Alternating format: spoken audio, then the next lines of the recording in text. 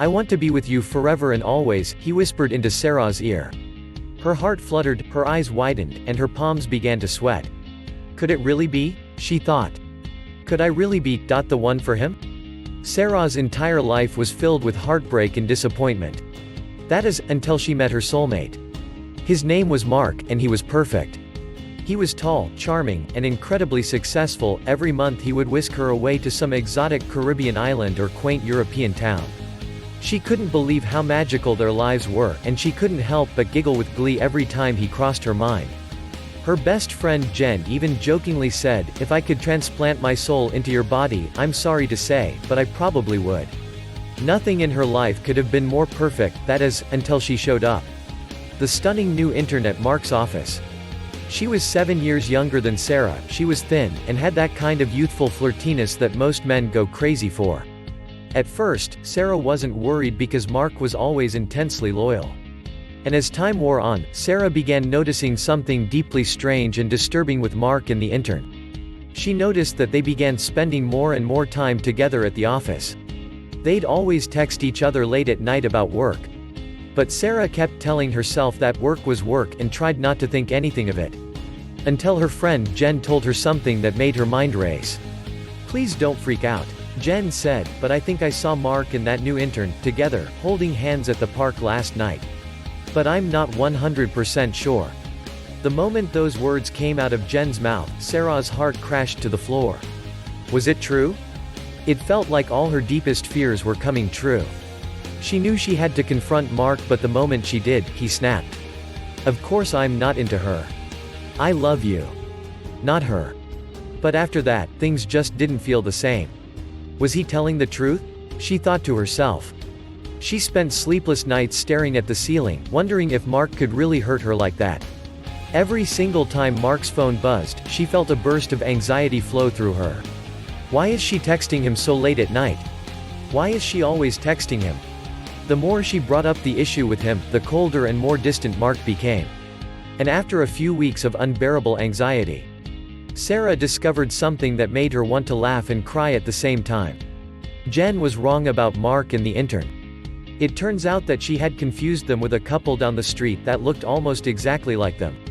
But the damage was already done, and Mark was increasingly distant and preoccupied. And, most disturbingly, he wasn't texting her back as quickly as he used to. Sometimes waiting for hours where he used to always get back to her in seconds or minutes. The uncertainty of waiting left a knot in her stomach. She didn't know if he was mad at her. Or if he just couldn't be bothered anymore. She was a mess of anxiety and started constantly worrying about when he was going to leave her. Until, one day, a few weeks later. It finally happened. Sarah got that fateful message from Mark telling her it was over. Which caused her to drop her phone. It was as if the bottom had dropped out of her life.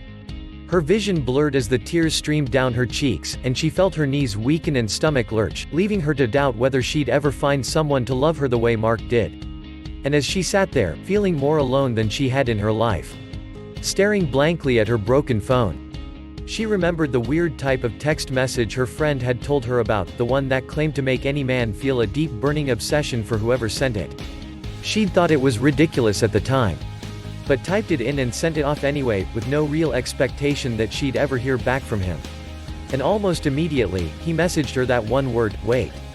And as she stared at that one word, wondering how she should respond, the phone started ringing in her hands. It was him. It was weird to see his name came up like that. He never called her. When she answered, she'd barely said, "Hello," when he blurted out, "Sarah, I need to see you. Can we please talk?" She agreed to let him come over. And that whole night, Mark begged Sarah for forgiveness. Forever thinking about leaving her. And forever thinking that his life could be complete without her. The text had reminded him of everything good they had together.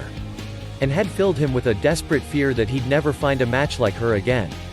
Finally, he said the words she'd been waiting to hear for months, "I'm in love with you, and I'm never, ever leaving you no matter what. I'm in love with you, and I'm never, ever leaving you no matter what." So who is this mysterious friend that told Sarah about the most influential text messages ever? Well, drum roll please. It was me. So what is this text message and how does it work? And how does it make your guy feel a special kind of obsession for you that only 1% of women ever experience? In order for you to understand how it works, you need to know just 3 simple facts. Number 1, the key to making a man fall and stay in love is his attention. When you truly capture a man's attention, he can't stop thinking about you. That means when you're with him, his mind is practically glued to you. And when you're apart, he's constantly thinking about where you are, what you're doing, and what you're thinking. I'm sure you've experienced something similar when you're in love with a man. When you're in a room with him, no matter how many other people are around, your brain is constantly tracking where he is and who he's talking to. When you're not with him, you begin wondering where he is and what he's doing, and you're secretly hoping that he's thinking of you too.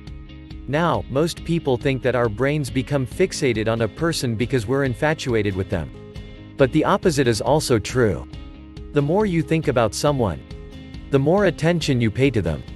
And the more in love and infatuated you become with them. So once you learn how to occupy a man's attention and get him to think about you uncontrollably, you will have complete control over him in a way you never thought possible.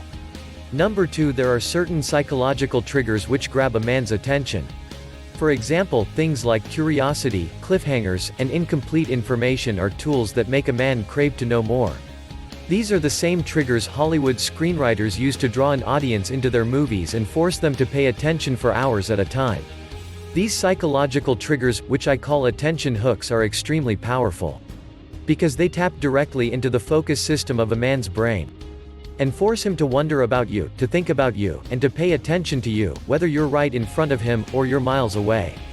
And here's a hint, I've even embedded several of these attention hooks into this very video to keep you reading. All this leads me to number 3, you can use these hooks to capture a man's attention and force him to pay his full attention to you. Which in turn creates desperate feelings of love, infatuation, and obsession for you.